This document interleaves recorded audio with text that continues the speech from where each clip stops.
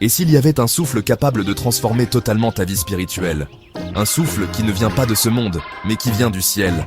Aujourd'hui, nous allons explorer 2 versets puissants. Jean chapitre 20, verset 22, où Jésus souffle le Saint-Esprit sur ses disciples, et Romains chapitre 8, verset 17, où Paul affirme que nous sommes cohéritiers avec Christ. Mais ce message ne s'arrête pas à ces versets. Nous allons voyager à travers toute l'Écriture pour comprendre comment le souffle de Dieu, le Saint-Esprit, nous donne la vie, l'identité, l'héritage et la force pour vaincre. Reste jusqu'à la fin. Ce message peut changer ta marche avec Dieu.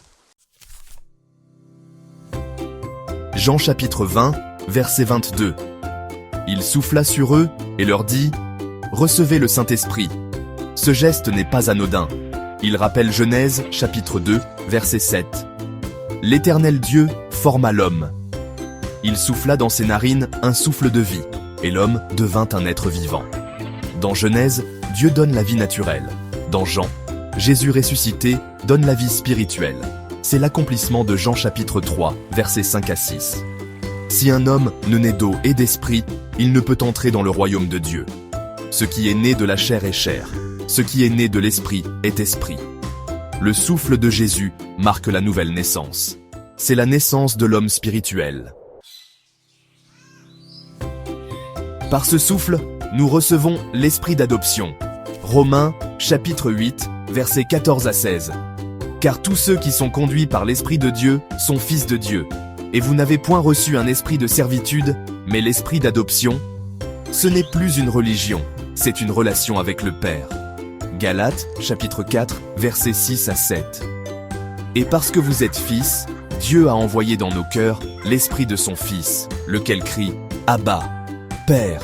Ainsi tu n'es plus esclave, mais fils. Et si tu es fils, tu es aussi héritier par la grâce de Dieu. Le Saint-Esprit atteste à notre esprit que nous appartenons à Dieu. Il change notre identité, notre manière de prier, de vivre, d'espérer. Romains chapitre 8, verset 17. Or, si nous sommes enfants, nous sommes aussi héritiers, héritiers de Dieu et cohéritiers de Christ. Mais que signifie être cohéritier de Christ?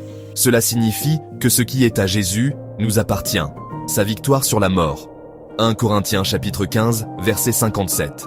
Sa paix, Jean chapitre 14, verset 27. Son autorité spirituelle, Luc chapitre 10, verset 19. Son royaume, Apocalypse chapitre 3, verset 21. Notre héritage ne dépend pas de notre mérite, mais de notre filiation. Romains chapitre 8, verset 17. Suite.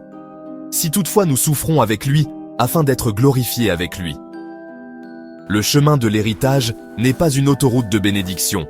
C'est un chemin de fidélité, parfois douloureux. 2 Timothée chapitre 2, verset 12. Si nous persévérons, nous régnerons aussi avec lui.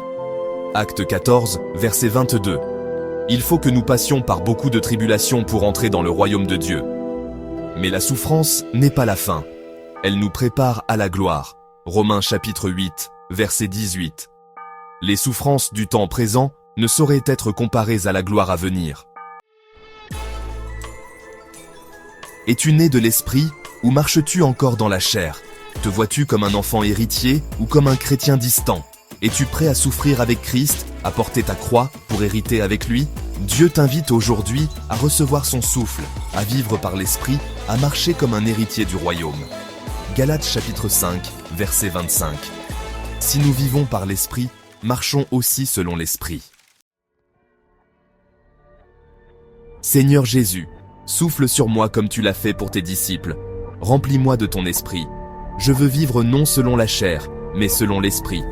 Je veux être ton enfant, marcher dans mon héritage, et tenir ferme, même dans l'épreuve, jusqu'au jour où je verrai ta gloire.